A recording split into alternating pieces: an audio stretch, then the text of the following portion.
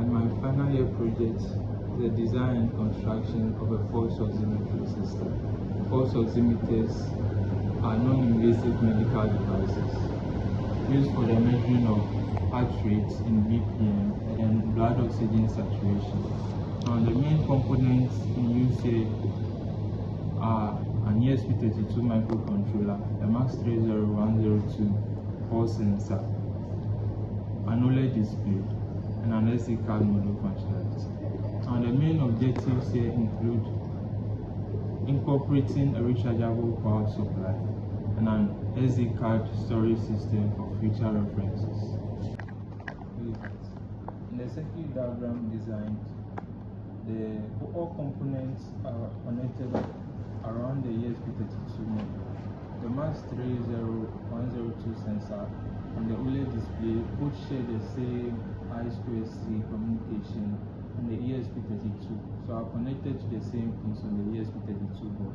Also, the SD card module is connected to the ESP32 via the SPI pins on the ESP32. The buzzer is also connected to this ESP32 for audible output, the digital pins on the ESP32. Now the ESP32 takes a voltage of 5 volts. It operates on 5 volts. So the system will need 5 volts to operate effectively.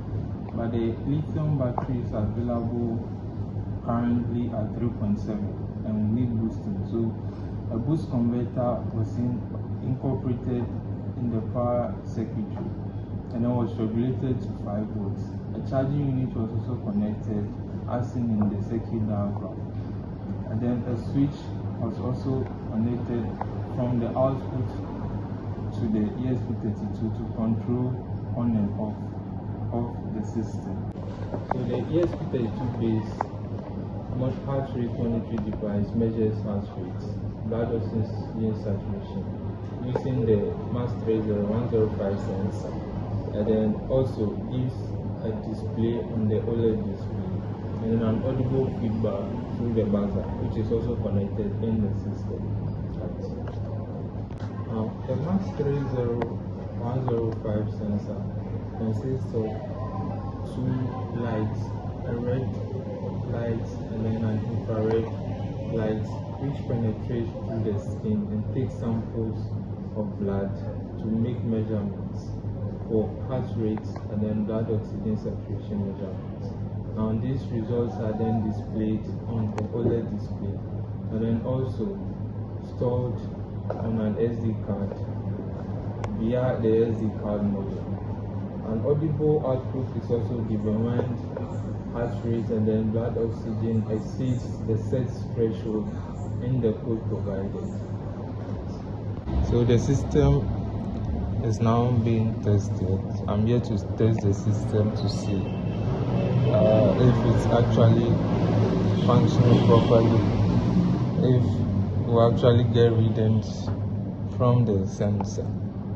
So you first place your finger to be detected.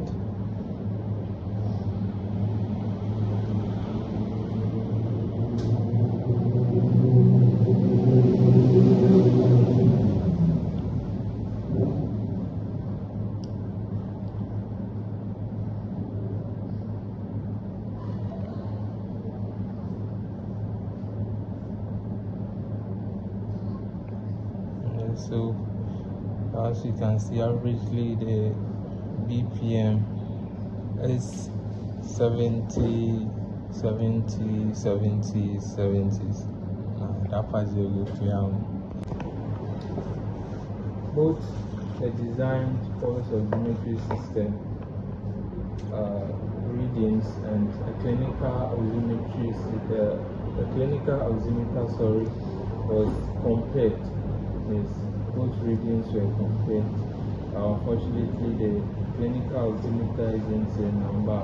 Both values were compared, and then we were actually able to see certain errors from mine as compared to the clinical pulse oximeter, which clearly states that the system actually would need other algorithms to enhance its its reliability when it comes to the accuracy of the readings. Also, the data functionality actually works perfectly. Anytime the SD card is being removed, the SD card is inside. Anytime it's being removed and inserted in either a mobile phone or a computer system, you can actually see the data in an CSV file format, which you can actually use. The battery rechargeable system also functions perfectly. Anytime the batteries go slow, you can actually insert a charger in here to charge the system perfectly, and then it will actually be working well. Our switch here helps us switch it on and switch it off at our own way. Thank you very much. So as it can be seen here, this was how our system was actually arranging the container. We have our boost converter here, our battery, our rechargeable circuits here, our switch. This actually our SD card module with an SD card in it, and then microcontroller, the ESP32 specifically, and these are buzzer for audible output, our Max 302 sensor, and our OLED display also here. So this actually the overall system after everything has been tested. This is actually how it looks like.